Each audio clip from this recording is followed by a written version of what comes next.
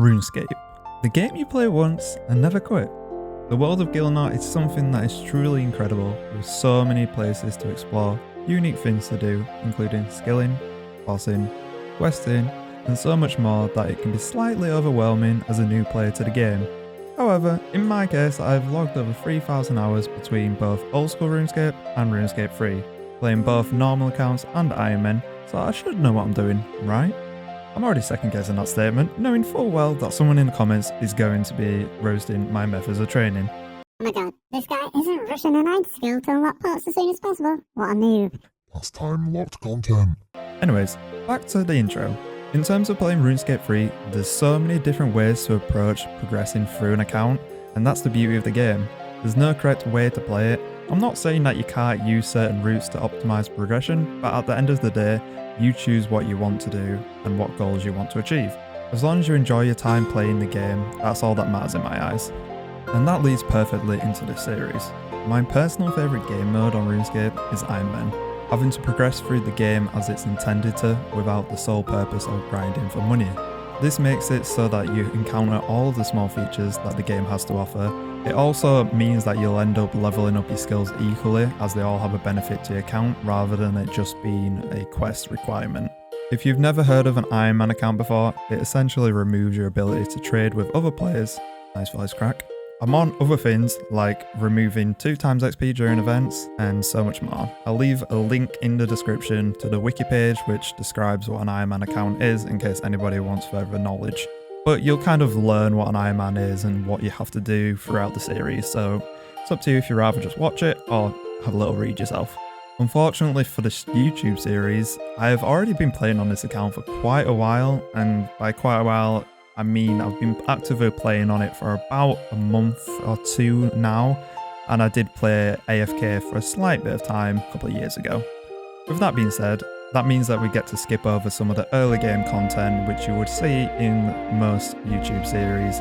It's still a fairly new account, there's still a lot of stuff to do, there's a lot of endgame to do, and there's a lot of quests, goals I have in mind, and we still have plenty of content to post onto the YouTube. Also, as the title suggests, this account is actually a hardcore Ironman, and unlike other series, if I die and lose my hardcore status, I will still continue playing this account as a regular Ironman.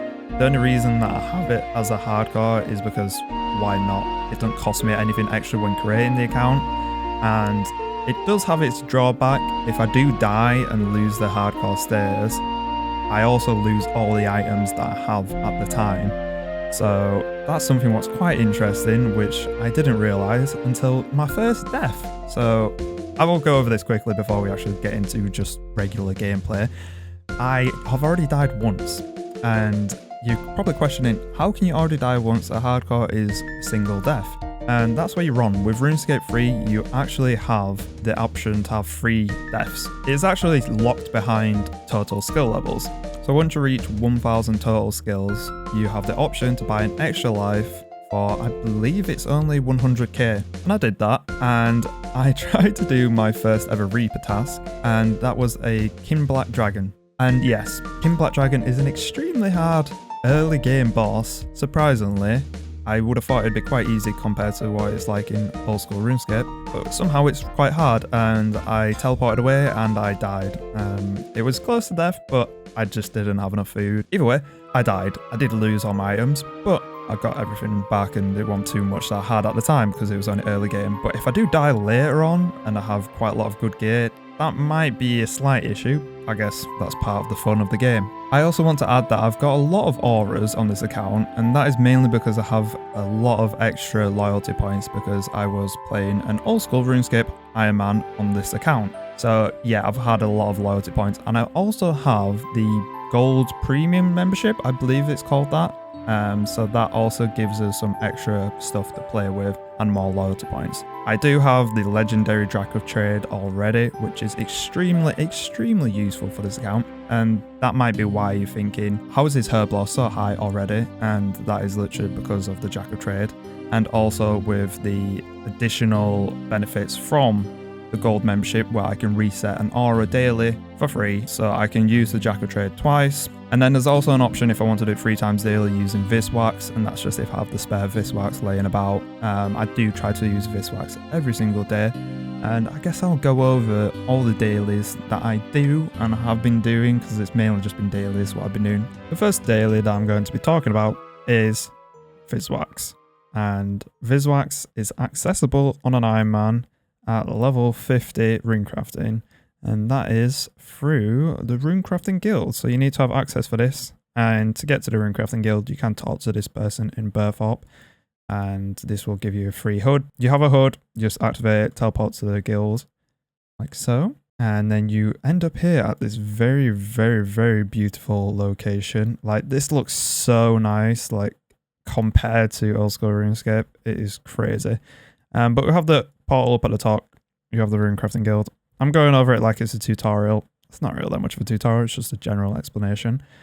And then we have this machine over here, which is called the Runeberg machine. Runeberg? The Rune Goldberg machine. And I've never actually played this with the music on. It sounds very funky in here. Either way, you interact with this, and you have 3 potential different runes that you have to put in, and you have a potential of getting 100 Viswax at a maximum. And you can basically just Google this and just type in Viswax combinations for RuneScape 3, and there's plenty of forums about it. You can also join some people who have Discords who have it. But essentially, you have the first rune, which is pretty much the same for everyone. And then the second one is out of a couple different ones that is a potential. Fire is apparently a potential. And then the third one apparently is just random for everyone. So you kind of just have to flick through and try it. So I'm just going to put in air. And there we go. So we've got 99. That is actually a really good one. So it tells you how many runes that it costs in order for it to give you the Viswax. And yeah, I'm pretty happy with the amount that is. It does cost quite a little bit. Good combination of words there, of money to buy all these runes, but you can basically just go around all the different shops in Gilnor and purchase them daily, and then you have enough in order to do this. So let's combine them, and then we've got the Viswax. As I said before, these different things you can do with Viswax. The main one, what I use it for, is resetting auras and also extending daily challenges. So daily challenges are literally just dailies, what you get here. I've done all my dailies today, so I'll show you tomorrow whatever daily I get and extend it, but they give you a ridiculous amount of XP. The quick teleport is the only other thing that I really use this for, and I'm pretty sure you get 10 charges per one that you add in. Yeah, so you get 10. I've currently got 300 charges. It'll last me quite a while. That's Viswax for you. So that's the first daily. Now let's go on to another daily, which I shall show you what I do. So following on from the Viswax, the second daily, which I do, is the Jack of Trades, which I've also mentioned, which you can cancel with the Viswax or with the Premier Club. So I'm going to do it with the Premier Club. I've already done it once today, so this is going to be my second time doing it. But basically, I activate this. I have to gain XP within 25 different skills within a 3-hour period. Usually it takes around 10 minutes for me to do it. Basically, I have to do nearly every single skill. The only ones what I don't do are Slayer, and obviously I can't do Invention just yet, and Dungeoneering. So it's Slayer and Dungeoneering, they're the 2 things I don't do. So I'm going to show you through my run, typically what I do. I don't actually have a staff, that is one thing. Let me just grab a staff out. So I've got my staff now. Basically all I'll do is kill a couple of rabbits around here. I usually start in Berthorpe or wherever I'm at. Kill these, you get your skills up. It's pretty quick to do it using this because obviously you can one hit them. Chop down 2 trees and so on and so forth. So I'm just going to run around, do what I usually do. Sometimes I do go up to this agility course for the agility because it's a bit of a pain getting agility. Or I'll teleport to Anagronia. I believe that's how you pronounce it. I feel like that's the first time I've ever said it out loud. But yeah, sometimes I come here and then basically just waste another teleport getting out of here. Or you can do it the smart way, probably, and go all the way down to Tavley. So I'm probably going to stop talking. I'm just going to cut to loads of little clips of me just chopping stuff and whatnot, and you'll see me get it, and then I'll claim the reward at the end, and you'll see how much XP that you get into Herbalite each day. I forgot to bring something for summoning. Silly me.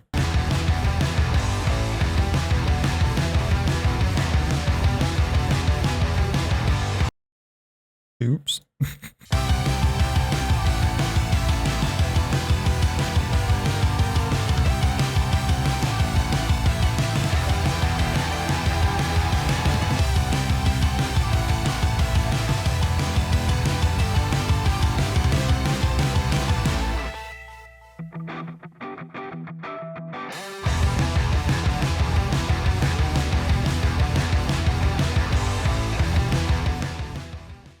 And now we're here with the last two skills, crafting and the herbler, which I had in my invent the entire time. That was definitely one of the least efficient ways I've ever done it. I've jumped back and forth so many times between places and just forgot what I've done. But there we go, we've got all 25 done. I just deactivate this. I talked to one who was going to talk back to me because he actually talks, which is kind of scary. And then we've got the reward. So we've got the legendary reward book. We can put in any skill we want. So I may use this potentially in the future just on some other skills. Just because Herbler, I do want to get my Herbler up and I need it for a lot of stuff. But at some point, I probably will want to put it into something what maybe I just want to boost up just a slight bit. But the majority of the time, it's basically just going to be Herbler. So I get nearly 14,000 XP just from that one little 10-minute trip. And there we go. So that's one of the dailies. I do that 3 times over, like I said. So I get quite a lot of XP. I'm very, very, very close to Antifires, which will help me with King Black Dragon if I ever do get it as a Reaper again. So yeah, that is something very, very useful. So the next daily that I do, which is pretty simple, is literally come to this guy at the docks. I don't even know how you even pronounce that. I'm not even going to try. I just know I'm going to butcher it. Either way, he's a very hench guy. Jesus Christ, look at them triceps. Jesus, he goes gym. Either way, you talk to him and then you ask for pineapple. So pineapple is what you use to make super compost, for anybody who's wondering. I'm sure everybody who's watching this knows this. But you can buy 40 per day for only 2 coins each. So it's something useful to do. And then I do try to actually make the super compost. So just use it on the compost bins and then use buckets and empty it out every day. I've not done it for a few days, but get around to doing that just and then have like a big supply of super compost for whenever I do any farm runs. And at the moment I haven't really got any herbs or seeds to do farm runs, but it's something good to keep a good habit. I think, yeah, I've only got 300 pineapple at the moment, but yeah, as you can see, I don't have many seeds. Time to just be super inefficient right now. The next daily is caches, and you can get up to 200 points, which usually takes 2 runs, but if you're a lower level, it may take you a few more runs. And this is for Divination. So you can get quite a lot of XP, and Divination is something you want to work towards on an Ironman and just a regular account in particular to get for, as you can see, Invention over here, you need 80. So it's nice to do these twice a day whenever I get around to it. It is every hour that it happens, and it's a 10-minute period. So I'm just waiting for it, being inefficient, sitting here. I could be doing some wisps, but you know, I'll just wait for it to open up. Once it opens up, you can just dive into it. And then the minigame starts. And the cache has opened. So let's enter it. Jump into it. Yep, I'm not too bothered about the bonuses from it. I just want the XP. First off, let's get here. There's no one else who's active right now. So let's just run around all these automatons. I don't really understand necessarily the concept. I know there's a quest which kind of like explains what these are. But yeah, basically just run around, get a load of points. And I'll see you when I get 100 points. Oh, this guy's got double boost. No, he's not going to bother. He's like, yeah, I'm not going to bother going around disabling all these. So yeah, I'm just going to boost through him every single time. Look at this guy. I don't even know what level it takes to even use that. Oh, it's going to take forever for me to do this. Oh no, I'm going to have to wait to activate it every time. And this should be the last one. Boom, 100 points. And we just received 32,000 Divination. So I was right, it was around 30,000. So we didn't get a level. We're very, very close to a level. But I can do this once more today. So another daily that we have is Beehives. And I'm only doing word leaves at the moment. But this is very, very good for Ironman in particular, and also main accounts for early farming XP. So you can start this from level 17 farming, which is ridiculous. And it stays the same amount of XP. But just look at how much XP you get. It is ridiculous. Basically, you can restock word leaves into these. I believe every hour it uses 1 up. And I think it's up to like 25 that it stores at a time. Something along them lines. Maybe it's like 28. Oh, it's 26. I should just use the actual maths, which is right here. But yeah, basically you can do this with all 6 or 7 of these. 7, yes. Maths. You wouldn't believe that I have an A level in maths. But yes, I do. And yeah, essentially all you do is collect the honey and then you replant the word leaves. And you do this every single day. You don't have to do it every single day, but it's just good to get XP. And even at this level, at 58, I still get a decent amount of XP. And this is the only thing I've been really doing for farming at the farming guild. I do have some pens unlocked, but I do want to do some stuff, and that will be mentioned later on in the series when we'll aim to get some animals in these pens, because you actually have to go out and kill the animals or hunt stuff down. Basically, I'm just going to run through, do this, see how much XP we get. I'm sure we'll get a farming level from it, but it is extremely quick to get at 17 farming. And also, I forgot to mention that it is very easy to get these word leaves. So I'll show you how to get the word leaves after I've done this, but you can buy them for very cheap, and you don't actually have to go collect them yourself. So I'll show you that in a second.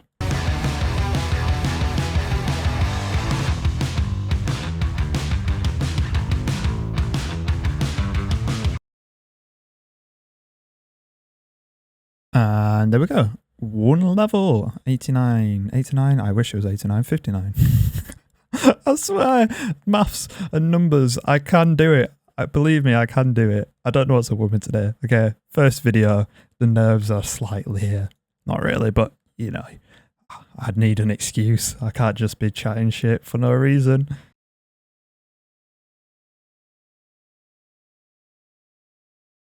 You don't want to stand still. Stand still for me.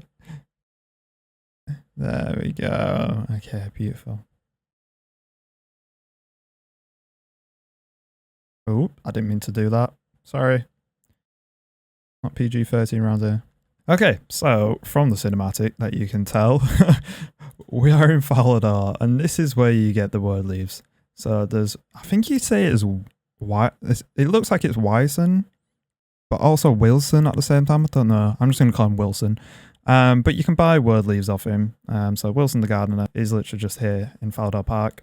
So you literally buy it off him, and there's 25 coins each, and you can buy them for a decent amount and just stock up and get them whenever you need them. So that is how you do all the honeycombs. And with these, I believe there's some actual use. I believe you can use them with inside the actual farming area, and you can use it as food for certain animals or to heal them. One of the two. So yeah, there's some use of these, but probably not with the amount that I have. I think I have way too many. Here we are at the second to last daily. Oh, I'm sorry. I'm editing back this, and I was eating food, and I didn't realise that he went that deep. Daily. Okay, post-editing me. Let's get back to the video. This is the Chin Chomper Cave, which is for the giant chin chomper, or big chin, I don't know what you exactly call it. But essentially, you enter this cave. It's at 1/2 of every hour, and you can do this twice per day. And it is a hunter game, and all you do is run around and essentially just catch a load of moths, and then you feed it to this giant chin chomper in the middle. It's quite a simple mini game. You can hold up to 15 at once, and it scales up with your level, so you can get more XP the higher level you get. Currently, the next set of moths that I'll be able to catch is at level 65, and I've just hit 60 yesterday, so I'll probably end up getting to 61 today.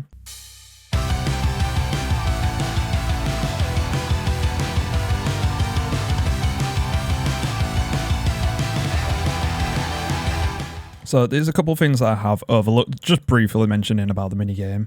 The first time you want to come in here and you end up doing it, you want to pick up one of these, and I believe it just attracts the moths towards you, and you just get them randomly. So I'm currently wearing one, and yeah, you can keep it out of the area, so you don't need to pick one up every single time you come in. You can just put it in your bank and then bring it here.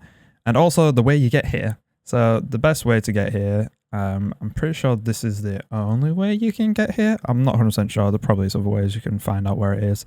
But it is in the Tree Gnome Stronghold. So if you go to Tree Gnome Stronghold, the best way to get there is either to use the RD teleport and walk there, or if you've done the quests, like Tree Gnome Village and whatnot, you'll be able to just use the trees to teleport there.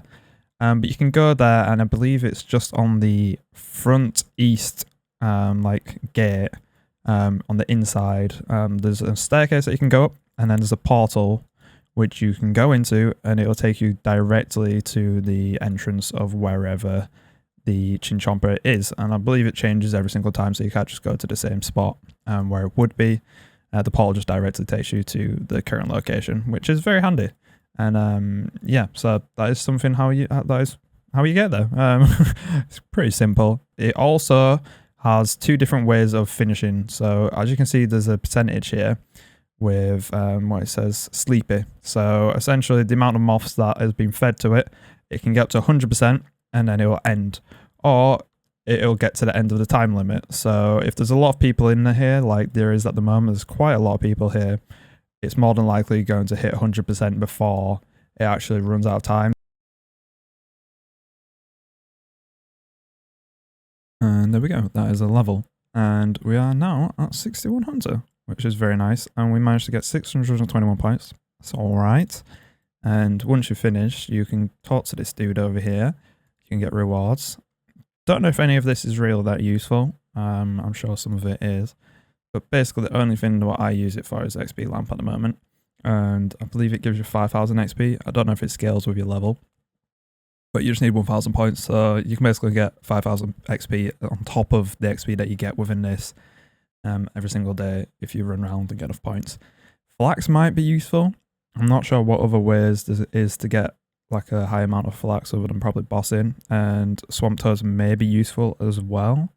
So I'm not 100% sure. I believe I'll probably need these for summoning at some point. If I remember correctly, I haven't done summoning in a long time. But yeah. So that's the reward system. And yeah, so if you do leave, I believe you can just teleport. I don't know if it takes you back to where you originally came from. Apparently not. It apparently just logs you out. Absolutely lovely. Okay, now I've logged back in. It does take you to where the portal is. So this is what I was saying the portal is. Basically all you do is click enter. I think you can check and it'll tell you how long it is until the next one. And this leads to the south of the number. So it tells you roughly where it is, and you can go through the portal. And I'll show you where it is down here. So the entrance from the stronghold is literally just here, and then the staircase is right here. So you can see it on the icon on the map as well, with the little hunter sign. So we are here in the beautiful, beautiful Menaphos, and I believe I'm pronouncing Menaphos right. This is your mid-level, I guess low to mid-level Prif, and if you don't know what Prif is, it is main goal of quite a lot of accounts to unlock Prif. It's a giant crystal city, and it requires like 75 and a lot of different skills, so that's a goal to aim towards. But this is quite easy to unlock over here, and it is very good for quite a lot of skills. And one thing which is unique about this place is quite a lot of the locations and skills are actually locked behind reputation. So if I just tap up here on this reputation, you'll see the general reputation. I've got quite high rep just because I've been doing the daily, which I'm going to show you in a second. You unlock from your first tier, you unlock Grand Exchange. I'm pretty sure you do that just from doing the quest, but I can't use the Grand Exchange anyways, and you unlock the bank. And then there's certain things where you unlock. This is a very, very good one. So you're getting access to the VIP skilling area, which is just over here in, I believe this is the Imperial District. And if you go through here, you have basically all the different unique things that you'd have in all the different districts, all in one little short area. So you have the chest here, which is very close for banking. It's very good for fishing here, also for chopping down the trees. And then there's the minerals where you can also get for sandstone. So it's a very, very good area to unlock, and it does take a lot of reputation. And if you used to just do reputation by literally, let's say, chopping down a tree, you'll see the small amount of reputation that I gain from just doing this. If it wants to chop down a tree, please. Anytime soon. Okay, so that's 5.6 XP. And if we just look at this, this requires 141,000 reputation. So you're like, okay, that's going to take a lot of trees to chop down. And you probably will get there eventually from chopping down trees and fishing. But the best way to do that is through the daily, which I'm going to show you in a second. I might as well overall show you what I've actually ranked up. So I've ranked up my ports to 8. And the reason why I've done this is because you permanently unlock a better fishing success rate within the ports district when fishing, just these ones for your beltfish, catfish, and also desert sole. And it's not actually just the port districts. If you look on the wiki, it also says within the VIP area. And each district has their increase of XP, whether or not that's for thieving, This one is for wood cutting, which I'm aiming towards now, so I'm wanting to get this up so I can get better wood cutting success rate. It just improves the XP rate slightly. And then this one's for mining as well. So each one of these that you do get up to tier 8, it will work within the VIP area. That has been confirmed on the wiki. So you don't have to do it in the individual areas. You can take advantage of this. But there is one thing which is locked behind this, and I believe it's a skill, a quest, which I think it's this one. So I think you need to get tier 9 in order to do this quest for a quest cape. So it's better to just do this earlier on rather than later. So before I go running off anywhere, best thing to do is grab some food, because this will drain your health. What we're going to be doing, there's 2 different ones. There is obelisks, which spawn in one of 4 different locations within Menaphos, and you can check which ones it is just by jumping around the shifting tombs. So we're in the Imperial District. It would spawn in this location. There's not one here. And then we'll go to the Merchants District, and one would spawn here in the Merchants District. Ports District, one would spawn all the way down just at that far end. And then in the Workers District, if we go here, one would spawn in here. And they're not always on each world, but you can join a friend's chat. But they will call out. You can type into the friend's chat, ask anybody any obelisks about, or any of the other thing which I'm going to mention, which is scarabs. So scarabs is something where you basically stomp on them and you get Slayer XP, and you also get reputation. And you can only do it a certain amount of times before it basically reduces to a very, very small amount. But there's also a very, very cool feature about these scarabs, which is useful for Ironman. And you can get money. There's a chance, I can't remember the rate of it, but I know there's a very small chance of getting 80k from stepping on one of them. And I believe usually you just get around 400 to 500 coins each one anyways. So getting an 80k boost is very useful, and that's why I've got so much money, just because I do end up getting quite a lot of them from doing it daily. Okay, so I finally found one hopping around worlds, and this is an obelisk. So as you can see here, you can touch this, and it will drain your health, and it will give you rune crafting and a lot of reputation. So I can check my progress. I've actually done quite a bit today, so I've got 39% left to do. And you can only do this until you get 0%, and then it won't let you get any more reputation.